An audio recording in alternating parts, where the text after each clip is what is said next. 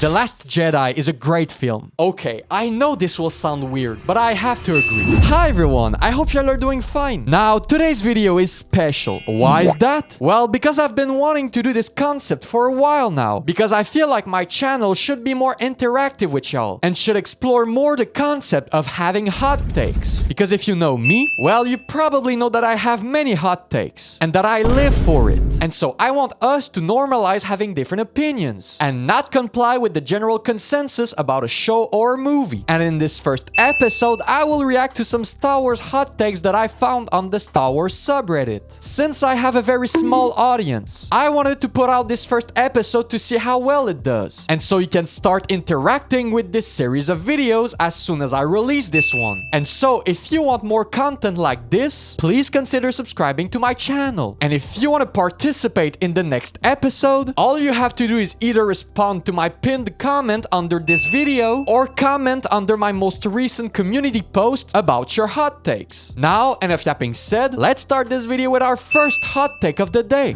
And so our first hot take of the day comes from the user Sabotabo on Reddit, who says, I like Attack of the Clones more than The Phantom Menace. I also like Return of the Jedi more than A New Hope. Now, it's honestly hard to validate someone's personal preferences because it's all a matter of subjectivity. But if I had to give my take on this, I would say that I disagree with the first statement. I think Attack of the Clone is really corny, with all that subplot about Anakin's love interest, and I find the story surrounding the creation of the clones to not be one of the most interesting out of the franchise. Even though I think some of its action sequences are very memorable, I don't think it beats the climax of The Phantom Menace. Yes, both have their problems, but I feel like Attack of the Clones' problems are more apparent, so I disagree. Now, when it comes to the second statement about how they like Return of the Jedi more than A New Hope, I agree. I think everything is better in Return of the Jedi, whether it's Luke's emotional journey or the action sequences. I really find the story surrounding Darth Vader's redemption to be interesting, and the addition of the Emperor makes the movie more intense. Now, this movie also has some problems, like how cheap it was story-wise to recreate a bigger Death Star, or how long they spend time with Ewoks. Yes, Ewoks are cool, but they honestly take too much space in the movie, in my opinion. A New Hope was a great introduction to the world of Star Wars, but I find it less memorable than Return of the Jedi. So I agree that Return of the Jedi is better. So our second hot take of the day comes from the user Arulmar, who says, I honestly do not care about what's canon and what's not. To me, Star Wars is just a setting in which to tell stories, kind of like Dungeons and Dragons. Just do whatever you want with it. Okay, so I disagree with this take.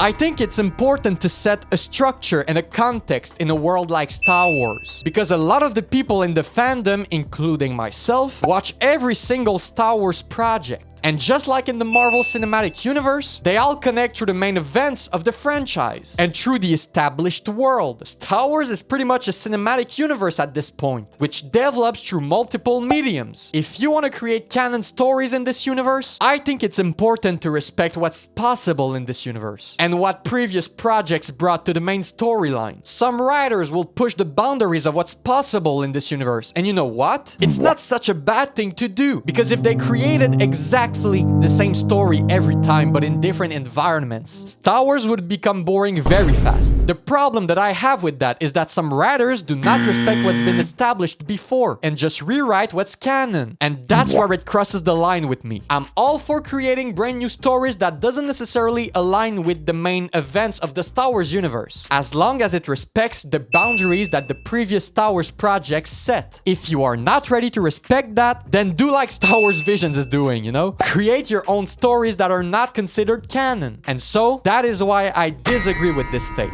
Now, for our third hot take of the day, we have the user KindZuxis. I'm pretty sure every time I mispronounce their username, but I'm sorry. It's my French accent, you know? Who says, the Jedi are the good guys. And you know what? I have to agree. I think everything shown in the movies demonstrates that the purpose of the Jedi Order is to bring peace to the galaxy. And their methods are pretty democratic. If we compare them to the Sith and to the Empire. Well, I think the dark side's methods are more controversial, let's say. They reign with fear and kill whoever is in their way, which honestly doesn't sound to me like peaceful methods at all. The only argument that I've seen that supports this statement is that Jedis kidnap children. But the problem that I have with this argument is that I think it's false. I've honestly never seen actual proof of that. And I think that if it did happen a couple of times, that there were unique situations. The Jedi Order in itself does not kidnap children. They show up and ask for parental consent because they just don't want these children to grow up and become evil figures. I'd honestly prefer to live in a world full of Obi-Wan Kenobis than in a world full of Darth Vaders, you know? And so I have to agree. Now for our fourth hot take of the day, we have user Darth Smurf X who says, "The Acolyte was good. The Stranger is the best new Star Wars character in years and everyone should be ashamed of themselves for criticizing it to the point where we get denied a second season." Okay, so there's a lot to take in with this statement. Globally,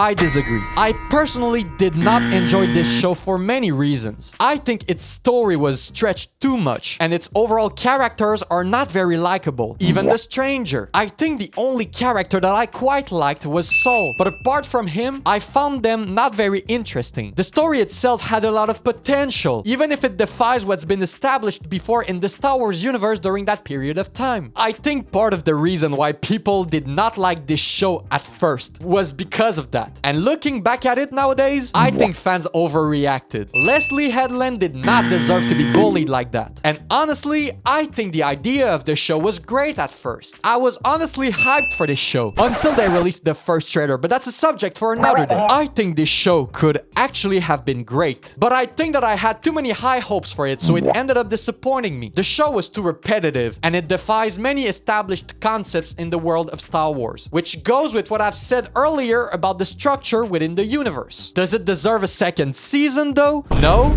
because I think it deserved better management from the start. But whatever, I disagree. Now, our fifth hot take of the day comes from user Do Not Go Silently, who says, "The sequels are just as bad as the prequels, and adult prequel fans don't have the self-awareness to realize they became the old heads, bashing on the new thing the same way original trilogy purists bashed the prequels 20 years ago." Okay, so as an adult prequel fan myself, I understand what this user means. It's always going to be a repetitive cycle. If you grew up during a certain time a trilogy was released, you're going to end up loving it. I grew up with the prequels, and I ended up loving it, like the younger generation grew up with the sequel trilogy and ended up loving it. There's always going to be a certain fan base for these trilogies, and most of them will be people who grew up with these movies. I think it's inevitable. Now, I do have problems with the sequels, and I don't think I hate them just for the purpose of hating them. I actually have problems with it in terms of management.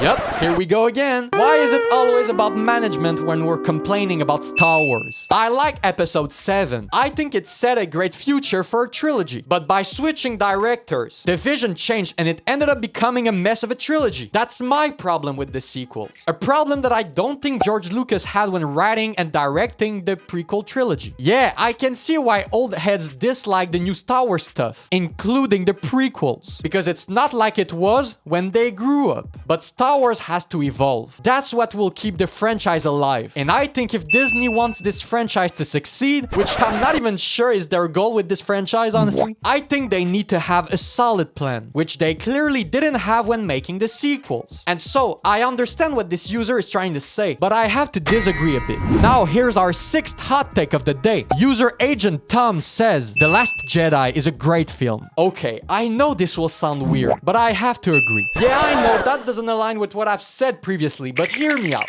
This user said that The Last Jedi is a great movie, not a great Star Wars movie. I hate The Last Jedi as a Star Wars movie, but if it wasn't part of an important trilogy for my favorite franchise of all time, I think I would have enjoyed this movie more. The structure is there. It's a great story with interesting characters, but the problem is that it's part of a trilogy that uses already established stories and already established characters. Ryan's vision of Luke Skywalker would have been good if it wasn't Luke Skywalker, you know? It just doesn't align with what we knew view of this character. And although I think this movie needed this kind of evolution, I think changing Luke this way goes against everything this character stand up for. And my problem with this movie isn't just about Luke, it's also about the usage of its world and of its characters. And I think this movie should not have been part of Star Wars, because it destroyed the franchise, at least for me. But if Star Wars was not in the title, then yes, I would agree that The Last Jedi is a great movie.